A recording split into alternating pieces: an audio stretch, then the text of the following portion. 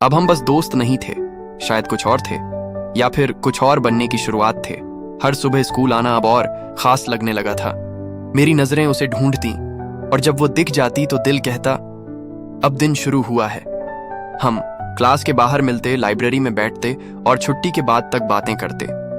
अब हम किसी बहाने का इंतजार नहीं करते, हम बस साथ रहना चाहते थे। लेकिन हर कहानी में एक लेकिन तो होता ही है ना?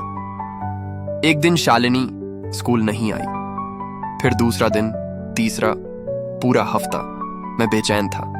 फिर एक दिन लाइब्रेरी में चुपचाप बैठा था, तभी वो आई। चेहरे पर मुस्कान नहीं थी। क्या हुआ?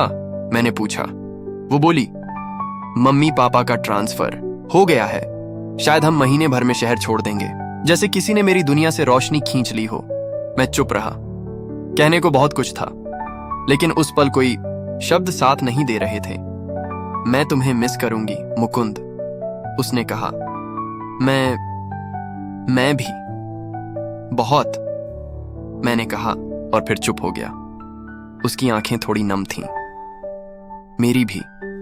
वो दिन बहुत भारी था। अब हमारे पास सिर्फ कुछ हफ्ते थे और हर पल अब बोझिल लगने लगा था। हम अब ज्यादा वक्त साथ बिताने लगे। शब्दों से ज्यादा अब खामोशी में बात होती थी। हाथ कभी नहीं छुए, लेकिन दिल जैसे हर पल एक दूसरे के पास धड़कते थे। प्यार वही होता है ना, जो पूरी तरह होकर भी अधूरा रह जाए। या शायद हम अभी अधूरे नहीं थे, बस कहानी पूरी नहीं हुई थी। वो आखिरी हफ्ता हर दिन एक उल्टी गिनती जैसा लगता था। शालिनी अब स्कूल रोज आती थी, लेकिन अब उसकी आंखों में वो हंसी नहीं थी। हम दोनों जानते थे ये हमारी आखिरी कुछ मुलाकातें थीं। एक दिन स्कूल के बाद उसने कहा, चलो आज एक जगह ले चलती हूं। हम दोनों स्कूल के पीछे वाले पुराने मैदान में गए, जहां कभी क्लासेस के बाद क्रिकेट खेला करते थे। वहां एक पुरानी बेंच थी, टूटी सी मगर बहुत शांत। हम दोनों वहीं बैठे देर तक। मुकुंद, उसने कहा, अगर मैं न रहूं यहां तो तुम क्या करोगे? मैंने हंसने की कोशिश की। तुम्हें रोज याद करूंगा और वो बड़ा पाव भी अकेले खाऊंगा।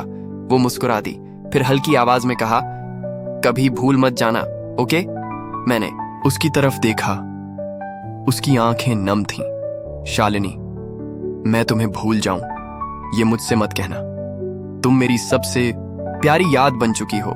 जो किताबें हम साथ पढ़ते थे, जो लाइनें तुमने नोटबुक में लिखी, सब मेरे पास रहेंगे जैसे तुम रहोगी। वो चुप रही, फिर बस धीरे से अपना हाथ मेरे हाथ पर रखा, कहते हुए, चलो मुकुंद, अब चलते हैं, वरना रो दूंगी। विदाई का दिन अगले हफ्ते जब वो सच में चली गई, स्कूल का हर कोना जैसे खाली हो गया। मैं उस बेंच पर बार बार गया। वहां उसकी खुशबू, उसकी बातें, उसका होना सब महसूस होता था। अब शालिनी शहर में नहीं थी, लेकिन मेरे दिल में थी। हर दिन, हर मोड़ पर। कुछ लोग कभी हमारे साथ नहीं रहते, लेकिन वो हमेशा हमारे अंदर रहते हैं। क्या आप जानना चाहेंगे कि मुकुंद की ये अधूरी सी लगने वाली कहानी आगे जाकर क्या मोड़ लेती है? क्या वो फिर कभी शालिनी से मिलता है? बताइए, कमेंट में।